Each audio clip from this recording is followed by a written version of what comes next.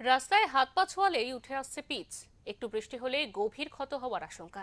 এমনই রাস্তা তৈরি হচ্ছে পাঁচকেলগুড়ি আলিপুরদুয়ার 1 নম্বর ব্লক অফিস ও বিএলআরও অফিসের সামনে। স্থানীয় বাসিন্দারা জানাচ্ছেন, রাস্তার কাজ সঠিকভাবে না হওয়ার কারণে এই ধরনের সমস্যা দেখা যাচ্ছে। রাস্তার কাজে তেল কম ব্যবহারের অভিযোগ তুলেছে এলাকাবাসীরা। এসআরডিএ দফতরের কাছে স্থানীয়রা অভিযোগ করেও কাজ হয়নি বলে জানা যাচ্ছে।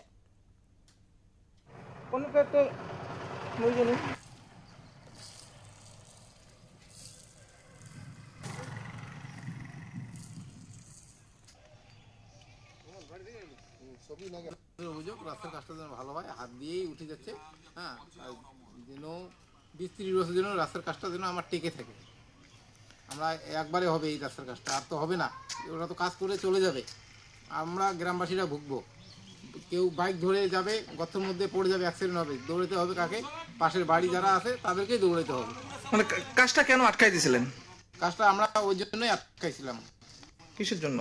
এই যে কাজ ভালো হচ্ছে না, হাত দিয়ে উঠে যাচ্ছে পিস, নিম্নমানের। কি চাইছেন? তেল কম দিচ্ছে। কি চাচ্ছেন এখন? এখন আমরা চাই ভালোভাবে কাজটা হোক। আমরা কাজ আটকাই দিয়েছি। এই কাজ হচ্ছে নিম্নমানের, কাজের যা সিস্টেম, সেই সিস্টেমে কাজ হচ্ছে না। এখন হাত দিয়ে উঠতে 3-4 দিন হয়ে গেল এদিকে পাকা করার, তারপরে গোটা রাস্তাতে হাত দিয়ে সব উঠে যাচ্ছে পিস।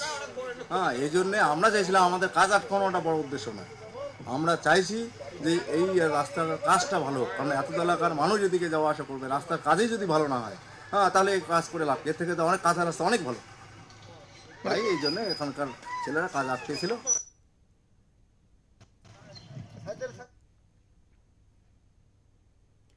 আলিপুরদুয়ার থেকে সুমিত কার্যের রিপোর্ট, ওঙ্কার বাংলা।